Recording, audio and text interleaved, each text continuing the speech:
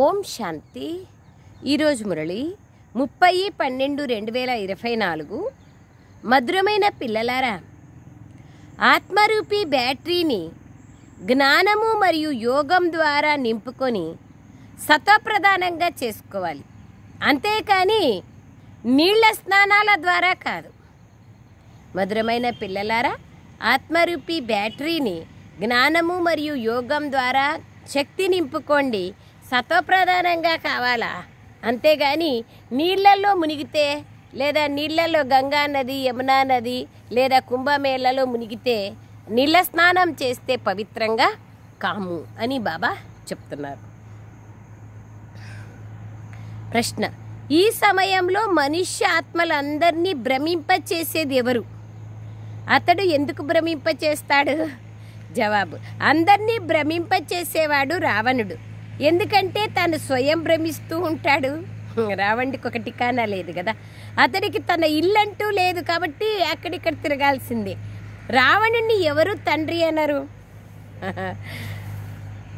తండ్రి అయితే ఒకే పరంపిత పరమాత్మ. ఆయన పరంధామమైన ఇంటి నుండి తమ పిల్లలకు ఆధారాన్ని ఇచ్చేందుకు వస్తారు. ఇప్పుడు మీకు ఇంటి గురించి తెలిసింది కావున మీరు ఇక భ్రమించరు. మేము తండ్రి నుండి మొట్టమొదట విడిపోయాము, మళ్ళీ ఇప్పుడు మేమే మొట్టమొదట ఇంటికి వెళ్తాము అని మీరు అంటారు. ఓం శాంతి. వీళ్ళేకొచ్చిన శివబాబా ఎలాగైనా మమ్మల్ని తమతో పాటు ఇంటికి తప్పకుండా తీసుకెళ్తారని మధురాతి మధురమైన పిల్లలు ఇక్కడ కూర్చొని భావిస్తున్నారు. అది ఆత్మల ఇల్లు కదా, కావున పిల్లలకు తప్పకుండా సంతోషం కలుగుతుంది. అనంతమైన తండ్రి వచ్చి మమ్మల్ని పుష్పాలుగా తయారు చేస్తున్నారు. ఇక్కడ కొత్త వస్త్రాలు మొదలైనవి ధరింపచేయరు. దీనిని యోగశక్తి, స్మృతిశక్తి అంటారు. టీచర్కి ఎంత పదవి అయితే ఉంటుందో అంత పదవిని ఇతర పిల్లలకు కూడా ఇప్పిస్తారు. చదువు ద్వారా మేము ఈ విధంగా అవుతున్నామని విద్యార్థులకు తెలుసు. బాబా ఏమంటున్నారు? టీచర్ ఎట్లుంటే విద్యార్థులను కూడా అట్లా చేస్తారు కదా. కొత్త బట్టలు వేసుకుంటారు లేదా పుష్పాలుగా అవుతారు అనేది మీకు తెలుసు. కొత్త బట్టలు అంటే ఇక్కడ కొత్త శరీరాలు ధరించేది మాట లేదు. పాత శరీరంలో ఉంటూ కొత్త స్మృతులను కలిగి ఉంటాం. బాబా అదే అంటున్నారు. టీచర్కి ఎంత పదవి అయితే ఉంటుందో అంత పదవి ఇతరుల పిల్లలకు కూడా ఇప్పిస్తారు. చదువు ద్వారానే మేము ఈ విధంగా అవుతామని విద్యార్థులకు కూడా తెలుసు. మన బాబా టీచర్ మరియు సద్గురువు అని మీరు కూడా అర్థం చేసుకున్నారు. ఇది కొత్త విషయం. మన బాబా శిక్షకుడు. వారిని మనం స్మృతి చేస్తాం. వారు మనకు నేర్పించి ఈ విధంగా తయారు చేస్తున్నారు. మనల్ని మళ్ళీ తిరిగి ఇంటికి తీసుకెళ్లేందుకు మన అనంతమైన తండ్రి వచ్చారు. రావణునికి ఇల్లు ఏది ఉండదు, రాముడికే ఇల్లు ఉంటుంది. శివబాబా ఎక్కడుంటారు అని అంటే పరంధామంలో అని వెంటనే మీరు అంటారు. రావణునికి తండ్రి ఎవరు?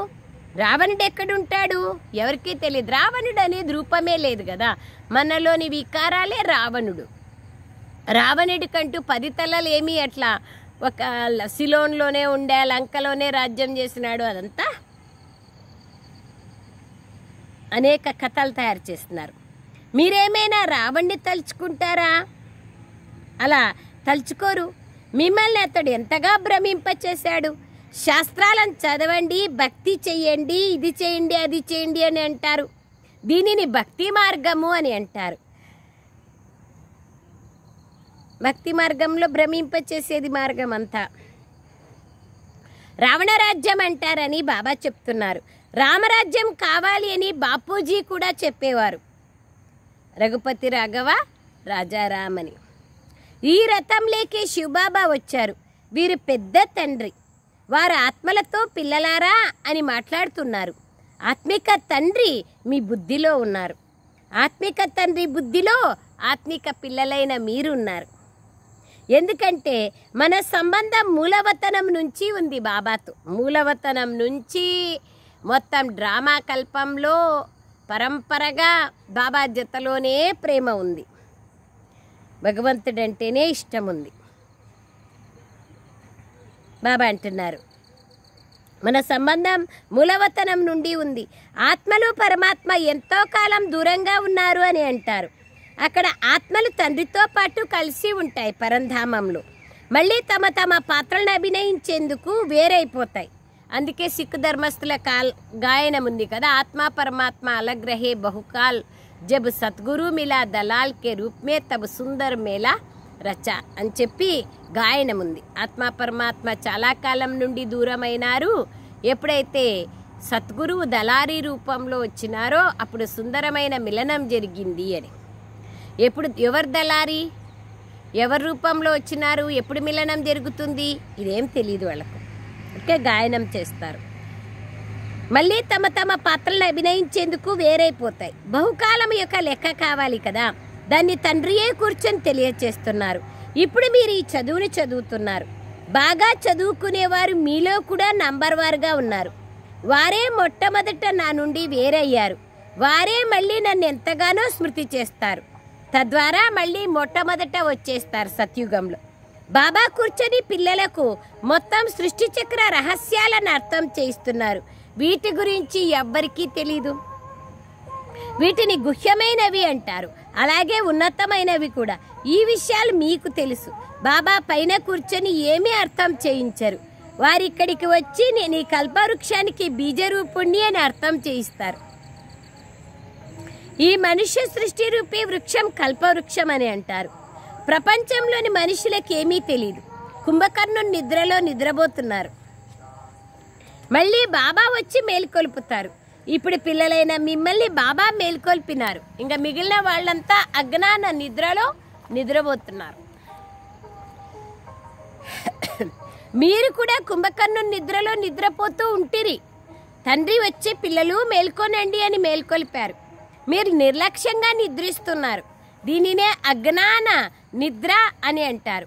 ఆ నిద్రనైతే అందరూ నిద్రిస్తారు.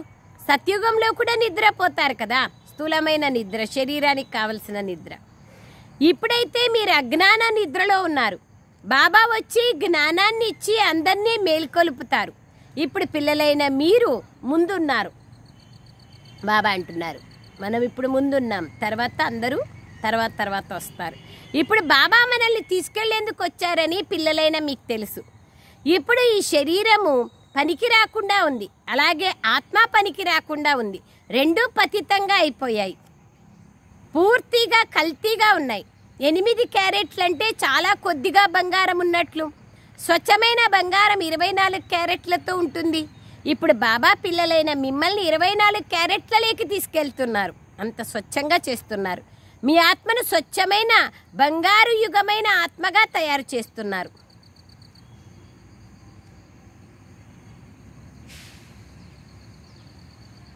భారతదేశంను బంగారు పిచ్చుక అని అంటారు కదా.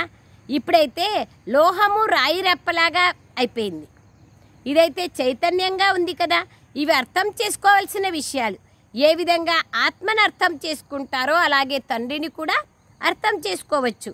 మెరుస్తున్న నక్షత్రం అని కూడా అంటారు. అది చాలా చిన్న అద్భుతమైన నక్షత్రం. డాక్టర్లు మొదలైన వాళ్ళు చూసేందుకు ఎంతో ప్రయత్నిస్తారు, కానీ దివ్య దృష్టి లేకుండా ఎవ్వరూ భగవంతుణ్ణి చూడలేరు. అది చాలా సూక్ష్మమైనది. ఆత్మ కళ్ళ నుండి వెళ్ళిపోయింది అని కొందరు అంటారు. పొయ్యేకి ముందుగా కళ్ళు తెరుచుకొని ఉంటే కళ్ళే తెరుచుకొనే ఉంటాయి, అంతే. తెరుచుకొనే ఉంటే వాళ్ళు అనుకుంటారు కళ్ళ నుంచి ప్రాణం పోయింది అని. అది తప్పు. ఆత్మ వెళ్ళిపోతే నోరు తెరుచుకుంటే తెరుచుకొనే ఉంటుంది, కళ్ళు తెరుచుకుంటే తెరుచుకొనే ఉంటాయి. కాళ్ళు స్టిఫ్గా అయిపోతాయి. కాళ్ళు 2 కట్టేస్తారు, చెక్కలాగా అయిపోతుంది, ఇంకా కట్టే అయిపోతుంది కదా. ఆత్మ వెళ్ళిపోతే నరం అంతా పోతుంది. బాబా అంటున్నారు మెరుస్తున్న నక్షత్రం అంటారు. దివ్య దృష్టి లేకుండా బాబాని చూడలేరు. నోట్ నుండి వెళ్ళిపోయింది అని అంటారు. ఆత్మ అక్కడి నుండి ఎక్కడి నుంచి వెళ్తుంది, మరొక తనువులోకి వెళ్ళి ప్రవేశిస్తుంది. కానీ ఇప్పుడు మీ ఆత్మ పైకి శాంతిధామంలోకి వెళ్ళిపోతుంది. బాబా వచ్చి మనల్ని తీసుకెళ్తారని మీకు తెలుసు.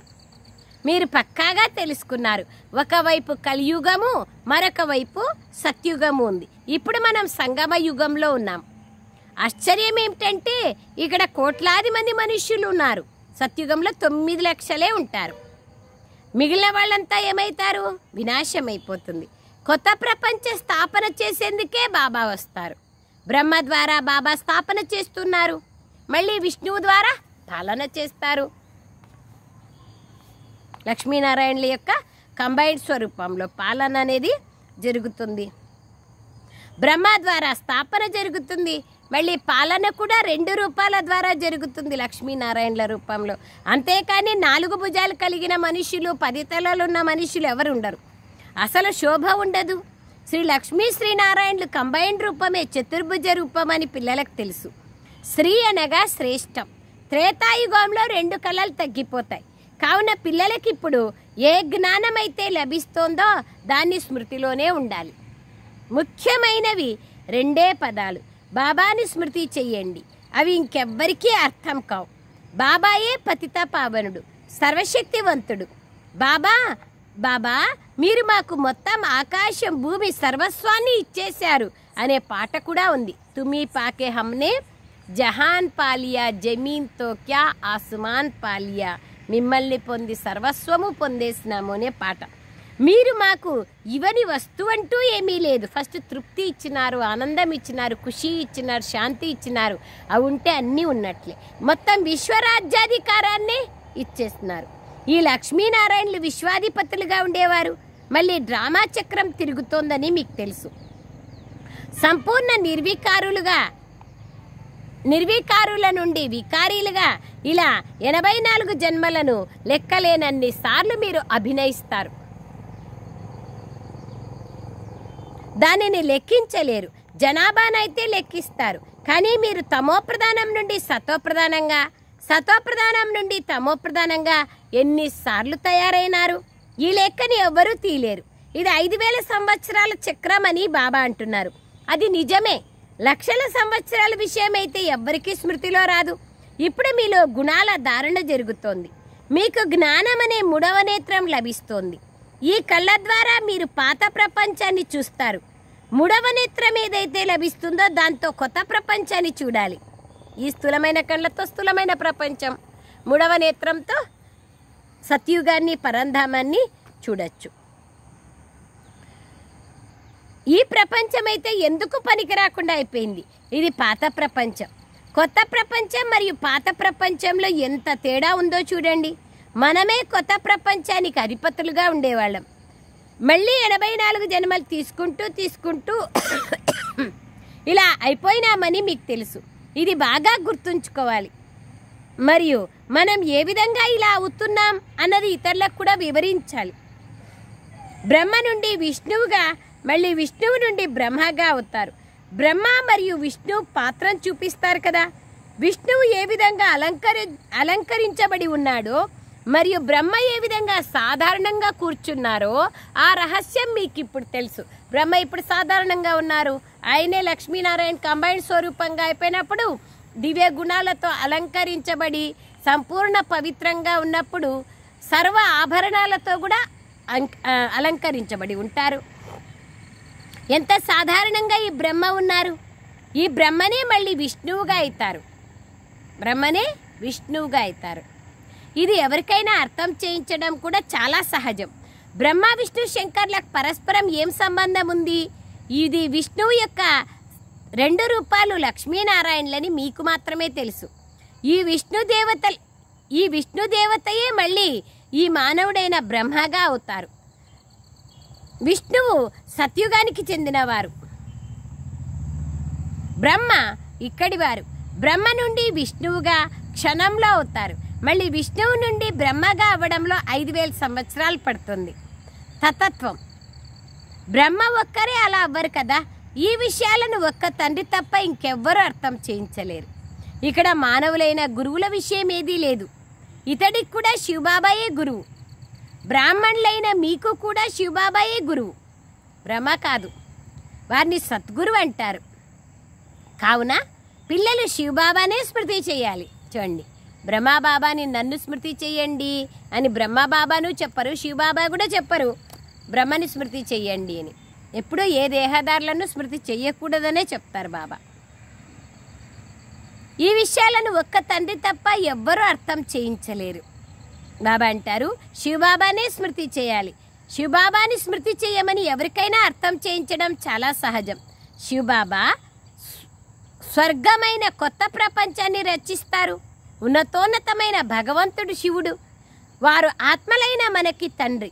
తండ్రినైనా నన్ను స్మృతి చేయండి అని భగవంతుడి పిల్లలకు చెప్తున్నారు. స్మృతి చేయడం ఎంత సహజం. కొడుకు పుట్టగానే వెంటనే అమ్మ అమ్మ అంటాడు తనంతట తానే నోటితో. తల్లి తండ్రి వద్దకు తప్ప ఇంకెవరి వద్దకు వెళ్ళాడు పిల్లవాడు. తల్లి చనిపోతే అది వేరే విషయం.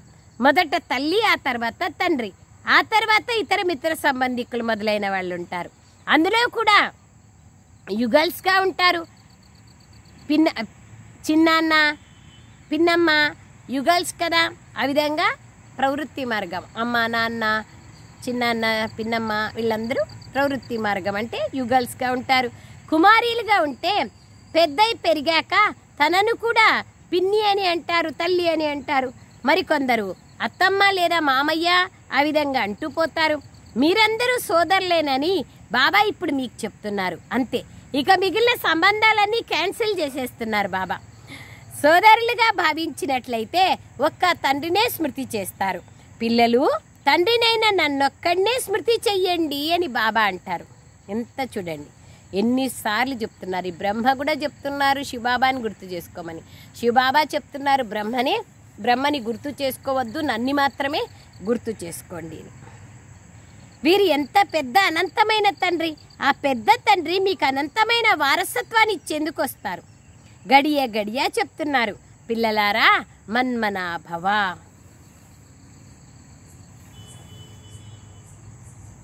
స్వయాన్ని ఆత్మగా భావిస్తూ తండ్రిని స్మృతి చేయండి. ఈ విషయాన్ని మర్చిపోకండి. మొత్తం మురళి యొక్క సారమే మన్మనాభవ. ఈ విషయాన్ని మర్చిపోద్దండి. దీంట్లోనే సంపాదన ఉంది, ఇంక వేరే దాంట్లో సంపాదన లేదు. దేహాభిమానంలోకి రావడం వల్లనే మీరు మర్చిపోతారు. మొట్టమొదట స్వయాన్ని ఆత్మగా భావించాలి. ఆత్మలమైన మనము శాలిగ్రామాలం మరియు ఒక్క తండ్రినే స్మృతి చేయాలి. నేను పతిత పావనుణ్ణి. నన్ను స్మృతి చేయడం ద్వారా మీ బ్యాటరీ ఏదైతే ఖాళీ అయిపోయిందో అది మళ్ళీ నిండుతుంది, ఛార్జ్ అవుతుంది. మీరు సత్వప్రధానంగా అయిపోతారని బాబా చెప్తున్నారు.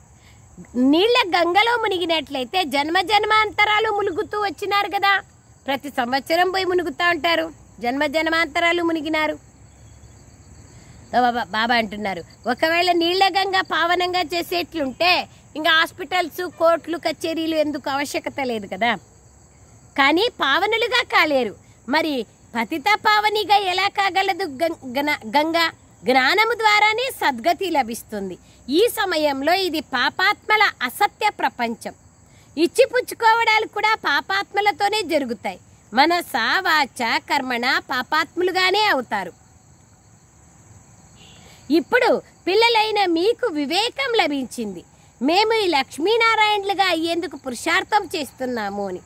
ఇప్పుడు మీరు భక్తిని చేయడం సమాప్తమైపోయింది. అంటే నంబర్ వారుగా అది కూడా ఎంత జ్ఞానం లోతుగా ఉంటే అంత భక్తి సమాప్తమైపోతుంది. జ్ఞానం అంత లోతుగా లేదంటే ఏదైనా ఒకటి ఇబ్బంది జరిగింది, రోగాలు వచ్చినాయంటే ఓహో భక్తి చేయకపోతే ఇట్లయిందేమో అని సంకల్పం వస్తుంది. జ్ఞానం ద్వారా సద్గతి లభిస్తుంది. ఈ దేవతలు సద్గతిలో ఉన్నారు కదా. ఇది అనేక జన్మల అంతిమమని బాబా చెప్తున్నారు. బాబా ఎంత సహజంగా అన్ని విషయాలు అర్థం చేయిస్తారు. పిల్లలైన మీరు ఎంతగా కష్టపడతారు. మీరు కల్పకల్పము కష్టపడతారు. పాత ప్రపంచాన్ని మార్చి కొత్త ప్రపంచంగా తయారు చేయాలి. భగవంతుడు ఇంద్రజాలకుడైనారు, రత్నాకరుడైనారు. రత్నాల వ్యాపారం చేస్తారు కాబట్టి రత్నాకరుడు. ఇంద్రజాలకుడు అంటే నర నుండి నారాయణుడిగా, ముళ్ళ నుంచి పుష్పాలుగా, పైసాకు పనికిరాని మనల్ని వర్తపౌండ్గా చేస్తారు కాబట్టి ఆయన ఇంద్రజాలకుడు. పాత ప్రపంచాన్ని కొత్త ప్రపంచంగా తయారు చేస్తున్నారు.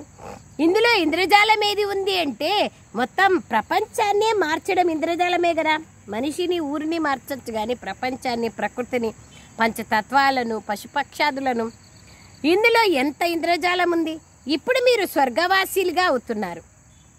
ఇప్పుడు మనం నరకవాసీలుగా ఉన్నామని మీకు తెలుసు. నరకం నుండి స్వర్గంగా చేసేది ఒక్క బాబానే. నరకం వేరు, స్వర్గం వేరు. ప్రపంచంలో వాళ్ళు ఏమనుకుంటారు, సుఖంగా ఉన్నామంటే ఇదే స్వర్గం, దుఃఖంగా ఉన్నామంటే ఇదే నరకం. సుఖం అంటే ఏమి? అల్పకాలిక క్షణభంగుర సుఖాలనే సుఖం అనుకున్నారు. ఇది 5000 సంవత్సరాల చక్రమైంది. ఇందులో లక్షల సంవత్సరాల విషయం లేదు. ఈ విషయాలను మర్చిపోకూడదు. భగవాన్ వాచాని ఉంది. పునర్జన్మ రహితునిగా తప్పకుండా ఎవరో ఒకరు ఉన్నారు. కృష్ణునికైతే శరీరం ఉంది. భగవాన్ వాచాని ఉంది. పునర్జన్మ రహితుడొక్కడే మనల్ని జనన మరణ చక్రాల నుంచి దూరం చేసి మనకు మళ్ళీ గతి సద్గతిని ఇస్తారు, శ్రేష్ఠ జన్మని ఇస్తారు. ఆయన కూడా మనలాగా పతితమైపోతే మనల్ని ఎవరు పావనంగా చేస్తారు? బాబా అదే అంటున్నారు. పునర్జన్మ రహితుడు శివబాబా అయినారు. కృష్ణునికైతే శరీరం ఉంది, శివునికి శరీరం లేదు. తనకు నోరు తప్పకుండా కావాలి కదా. మీకు జ్ఞానాన్ని వినిపించేందుకు బాబా వచ్చారు. డ్రామానుసారంగా మొత్తం జ్ఞానం అంతా బాబా అంటున్నారు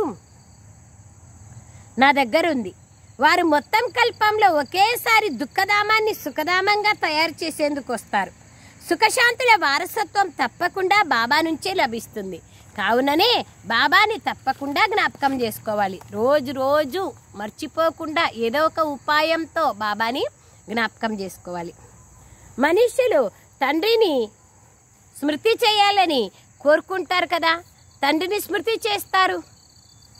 శరీరం ఇచ్చిన తండ్రిని ఎట్లా స్మృతి చేస్తారో అట్లా ఆత్మిక తండ్రిని కూడా మనం స్మృతి చేయాలి కదా. బాబా ఎంత సహజ రీతిలో జ్ఞానం ఇస్తున్నారో చూడండి. ఇక్కడ కూర్చుంటూ కూడా బాబాని స్మృతి చేయాలి. చక్రాన్ని స్మృతి చేసినా అది కూడా మన అభావమే. మనం ఎట్లా కింది దిగుతా వచ్చినాము, మనమే ఎట్లా దేవతలుగా ఉంటిమి, ఈ అన్ని విషయాలు సృష్టి చక్ర జ్ఞానంలో వచ్చేస్తుంది కదా. అందుకే బాబా అంటున్నారు చక్రాన్ని స్మృతి చేస్తే కూడా మన్మనాభావమే, జ్ఞానం అంతా వచ్చేస్తుంది. మేము అనంతమైన తండ్రి వద్దకు వచ్చామని మీకు తెలుసు. తండ్రి మనకు శాంతిధామం సుఖధామంలోకి తీసుకెళ్లేందుకు దారి చూపిస్తున్నారు. ఇక్కడ కూర్చొని ఉన్నా కూడా ఇంటిని స్మృతి చేయాలి. స్వయాన్ని ఆత్మగా భావిస్తూ తండ్రిని స్మృతి చేయాలి, ఇంటిని స్మృతి చేయాలి. అలాగే కొత్త ప్రపంచాన్ని స్మృతి చేయాలి. ఈ పాత ప్రపంచం అయితే ఇప్పుడు అంతమయ్యేదే ఉంది. మున్ముందు మీరు ఈ ప్రపంచం నుంచి బాబా అంటారు మున్ముందుకు మీరు వైకుంఠాన్ని కూడా ఎంతో బాగా స్మృతి చేస్తారు. గడియ గడియ వైకుంఠంలోకి వెళ్ళిపోతూ ఉంటారు. ఇది చూసి గొప్ప గొప్ప వారు కూడా తమ పిల్లల్ని పంపించేవారు. దానికి ఓం నివాస్ అనే పేరుని పెట్టడం జరిగింది. ఎంతో మంది పిల్లలు వచ్చారు. బాబా కాలంలో ఓం నివాస్ రెసిడెన్షియల్ స్కూల్ పెట్టినారు కదా బాబా. అప్పుడు అనేక మంది షావుకార్ల పిల్లలను కూడా బాబా దగ్గరికి పంపించేవాళ్ళు. మళ్ళీ గొడవలు జరిగాయి. పిల్లలను చదివించేవారు తమకు తామే ధ్యానంలోకి వెళ్ళిపోయేవారు. ఇప్పుడు ఆ ధ్యానం యొక్క సాక్షాత్కారాల పాత్రనే ఆపేసినారు. ఇక్కడ కూడా శ్మశాన వాతావరణాన్ని తయారు చేసేవారు, అందరినీ కింద పడేసేవారు బాబా అంటున్నారు. ఇప్పుడు ఇక బాబా అంటారు అందరినీ కింద పడేసే వాళ్ళు ఉంటారు. శ్మశానం వైరాగ్యాన్ని వాతావరణాన్ని తయారు చేసే వాళ్ళు కూడా ఎవరో ఒకరు ఉంటారు, నిమిత్తమవుతారు కదా. దేనికో ప్రతి ఒక్కదానికి ప్రతి ఒక్కరూ నిమిత్తమవుతారు. వినాశనానికి కొందరైతే, స్థాపనకు కొందరైతే, ఆ విధంగా. ఇప్పుడు పిల్లలైన మీరు కూడా ఇంద్రజాలకులే. మీరు ఎవరిని చూసినా వారు వెంటనే ధ్యానంలోకి వెళ్ళిపోతారు. ఈ ఇంద్రజాలం ఎంత మంచిది.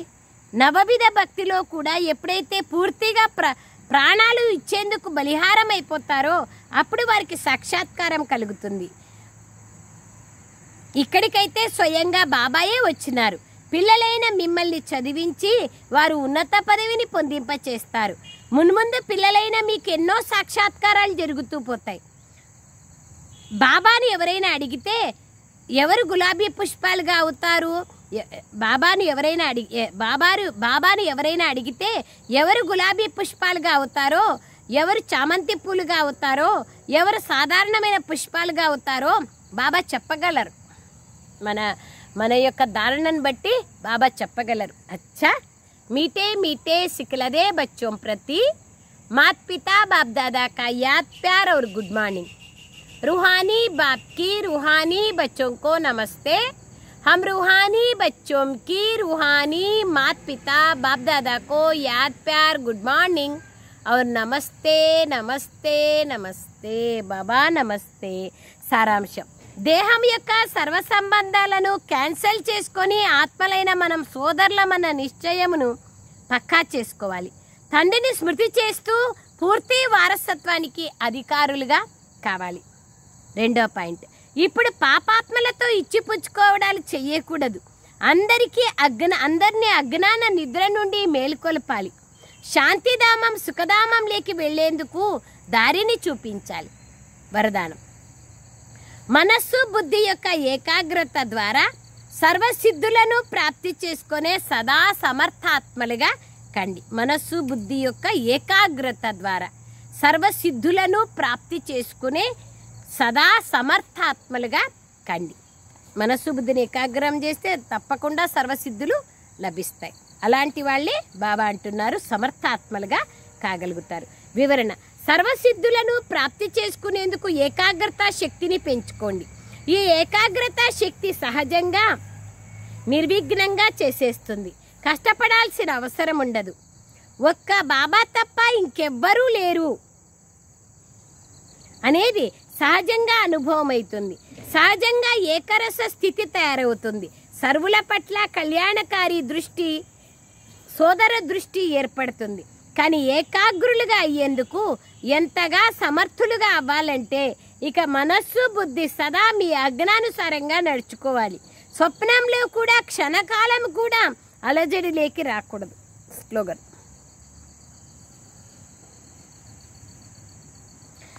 కమల పుష్ప సమానంగా అతీతంగా ఉన్నట్లయితే ప్రభు ప్రేమకు పాత్రులుగా అయిపోతారు. కమల పుష్ప సమానంగా అతీతంగా ఉన్నట్లయితే ప్రభు ప్రేమకు పాత్రులుగా అయిపోతారు. ఎవరైతే ఈ ప్రపంచం నుంచి న్యారాగా ఉంటారో వాళ్ళే బాబాకు ప్యారాగా కాగలరు. అచ్చా, ఓం శాంతి. Thank you Baba, thank you.